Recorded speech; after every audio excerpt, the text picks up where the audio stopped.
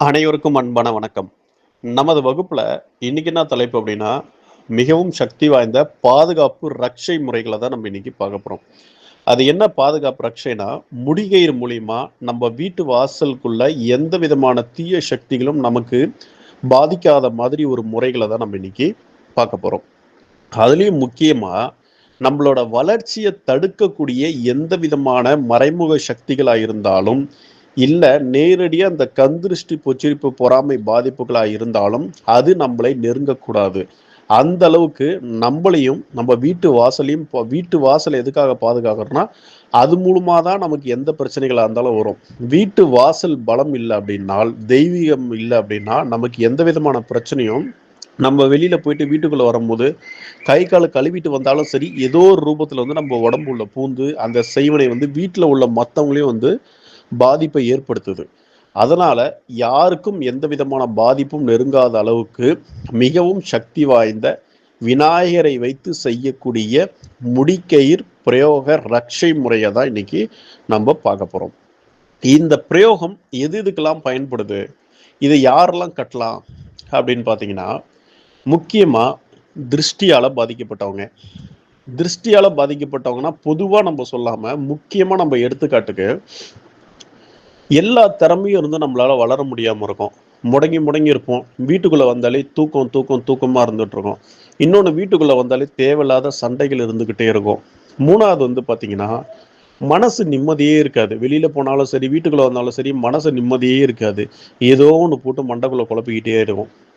மூணு, இன்னொரு முக்கியமான விஷயம், திருஷ்டியால பெரிய பாதிப்பே என்ன அப்படின்னா, ஏதாவது அடிபட்டுக்கிட்டே இருக்கும். குழந்தைங்களுக்கா இருக்கட்டும், இல்லை பெரியவங்களுக்கா இருக்கட்டும், அடிமலை அடிபட்டுக்கிட்டே இருக்கும். இல்லை உங்க வீட்டில் உள்ள வாகனம், டூ வீலரா இருக்கட்டும், இல்லை சைக்கிளா இருக்கட்டும், நல்லா யூஸ் பண்ணிட்டு இருக்கிறது ரிப்பேர் ஆகிட்டே இருக்கும். மற்றவனோட கண் திருஷ்டியால ரிப்பேர் ஆகிட்டு நம்மளை அடுத்த ஸ்டேஜுக்கு வளர விடாம நம்மளை முடக்கி வச்சுக்கிட்டே இருக்கும். ஒரு யானத்துக்குள்ள நண்டை போட்டா எப்படி மேலே ஏற விடாம அதுவும் வளர விடாம மற்றவங்களையும் வளர விடாம தடுத்துட்டு இருக்கோ, அந்த மாதிரி இருக்கும்.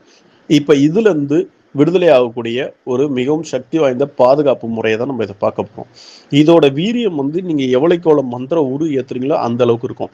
குறைஞ்சபட்சம் ஒரு 15 நாள்ல இருந்து 20 நாள் வரைக்கும் சூப்பரா வேலை செய்யும். அதுக்கப்புறம் நீங்க என்ன பண்ணலாம் அப்படின்னா, வீட்டிலே மந்திர உரு போட்டு நீங்க அதை யூஸ் பண்ணிக்கலாம். இதை முடிக்கயிறா மட்டும்தான் பிரயோகப்படுத்தணுமானா கிடையாது. இதை நீங்க விபூதியில கூட பிரயோகப்படுத்தி வைக்கலாம். ஒரு எடுத்துக்காட்டுக்கு, நீங்க விநாயகர் கோயிலுக்கு போறீங்க. விநாயகர் கோயிலுக்கு போயிட்டு விபூதி வாங்கிட்டு வாங்க.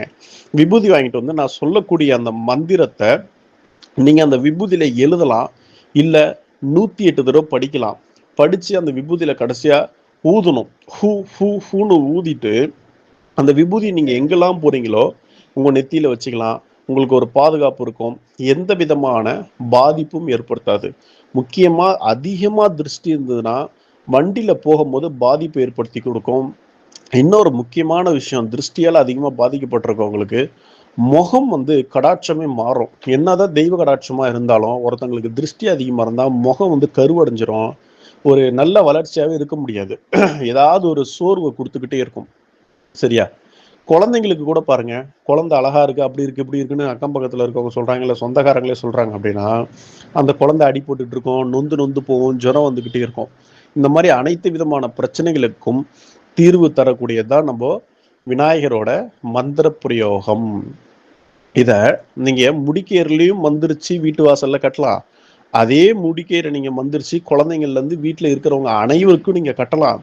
அதே போல விநாயகர் கோயில்ல விபூதி வாங்கிட்டு வந்து அந்த விபூதியில இந்த மந்திரத்தை மந்திரிச்சு நீங்க நெத்தியில வச்சுக்கலாம். இல்ல பசங்க ஸ்கூலுக்கு போகுது, இல்ல பொம்பளை பசங்க ஸ்கூலுக்கு போகுது அப்படின்னா கூட அவங்களுக்கு பத்திரமா வச்சு விட்டு அனுப்பலாம். எந்த விதமான பாதிப்பும் யாராலையும் வரவே வராது.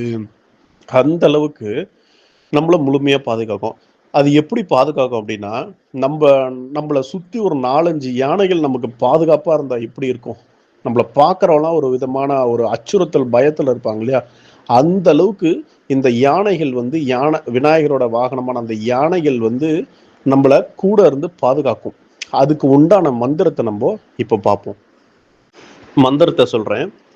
ஓம் ஹ்ரீம் கஜேந்திரா அஷ்ட திக்கிலும் யானை படை நிற்க, என் வாசலில் ஐராவதம் காவல் புரிய, பகைவர் வரினும் மிரட்டி ஓட்டு, பேய் பிசாசு வரினும் மிதித்து தள்ளு, 4 திசையும் கவச பூட்டு, நடுவே என் வீடு இரும்பு கோட்டையாக, கஜேந்திரா ஆணை, வசி வசி காப்பு காப்பு ஸ்வாஹா.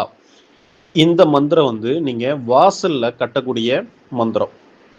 இதை எப்படி நீங்க பிரயோகப்படுத்தணும் அப்படின்னா, உங்க வீட்டு வாசல் என்ன அளவோ, மேல வந்து நம்ம படிக்கார கல் அந்த மாதிரிலாம் ஏதோ கட்டும் இல்லையா, அந்த வாசல் என்ன அளவோ அந்த அளவுக்கு ஒரு சகப்பு முடிக்கயிறு வாங்கிக்கோங்க.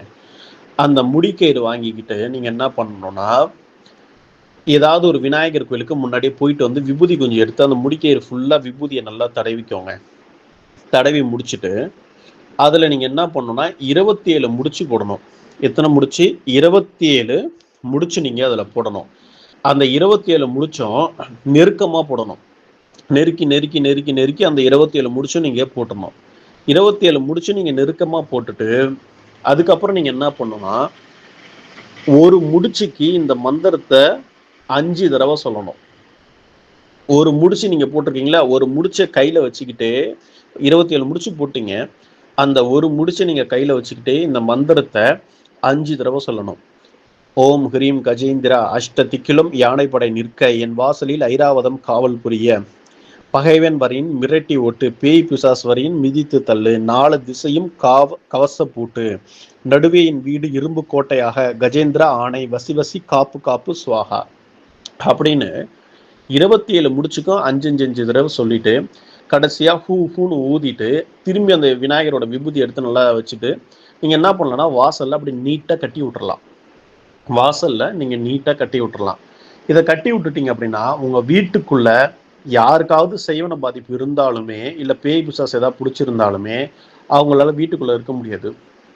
யாரோ பிடிச்சி யானை போட்டு மிதிக்கிற மாதிரி இருக்கும், போட்டு படாத பாடுபடுத்துற மாதிரி இருக்கும், அவங்களால வீட்டுக்குள்ள எல்லாமே வெளியே வந்துருவாங்க.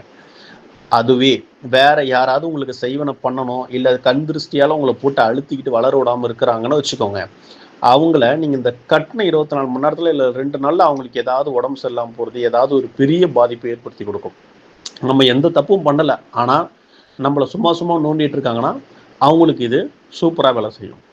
இதே கயிறை வந்து நீங்க உங்களுக்கு கட்டிக்கிறதுக்கு என்ன பண்ணணும் அப்படின்னா, இதே மாதிரிதான் மந்திரம் நல்லா 27 தடவை முடிச்சு போட்டுக்கிட்டு நீங்க அதில் என்ன பண்ணணும், முக்கியமா என் வீடு இரும்பு கோட்டையாக அப்படின்னு இருக்குல்ல, அந்த இடத்துல என்ன பண்ணணும்னா, என்னை முழுவதுமாக காத்து ரட்சிக்க அப்படின்னு போட்டுக்கணும். என்னை முழுவதுமாக காத்து ரட்சிக்க கஜேந்திரா ஆணை அப்படின்னு போட்டுக்கணும். வீட்டுக்குன்னா முன்னாடி கொடுத்த மாதிரி நீங்க போட்டுக்கணும். 2வது உங்களுக்கு முடிக்கயிறு கட்டிங்கன்னா நான் இப்போ சொன்ன மாதிரி போட்டுக்கணும். அடுத்தது என்ன பண்ணணும்னா, இப்போ விபூதியில மந்திரிக்கிறீங்க அப்படின்னா இதை முழுமையா நீங்க மந்திரிச்சு இந்த விபூதியில உரு போட்டுருங்க. ஒரு 1008 உரு போட்டீங்கன்னா சூப்பரா வேலை செய்யும். இதுல முக்கியமா வந்து சங்கடகர சதுர்த்தி, இல்ல விநாயகர் சதுர்த்தி, இல்லைன்னா வந்து நார்மலா வந்து ஞாயிற்றுக்கிழமை யமகண்டம், ஞாயிற்றுக்கிழமை யமகண்டம், அப்படி இல்லைன்னா பொதுவாகவே வந்து யமகண்டத்துல செவ்வாய்க்கிழமை யமகண்டத்துல வந்து நீங்க இதை பிரயோகப்படுத்தலாம். பிரயோகப்படுத்திட்டு இதை விபூதி வீட்டு ஃபுல்லா தண்ணியில கலந்து நீங்க தெளிச்சு விடலாம். இல்லையா நீங்க ரெகுலரா நெத்தியில பூசிக்கலாம். இது ஃபர்ஸ்ட் கிளாஸா வந்து வேலை செய்யும். எந்த விதமான பிரச்சனைகள் இருந்தாலும் நம்ம கிட்ட நெருங்காம அதை நம்ம முழுமையா இரும்பு கோட்டை போல நம்மளை பாதுகாத்து நம்மளோட லைஃபை அடுத்த ஒரு முயற்சிக்கு நம்மளை கொண்டு போவோம். இந்த மாதிரி இன்னும் நிறைய தகவல் வந்து நம்ம வகுப்புல இனிமேல் தொடர்ந்து நமக்கு நடக்க போகுது. நம்மளோட வகுப்பை தொடர்ந்து பாருங்க. நன்றி, வணக்கம், வாழ்க வளமுடன்.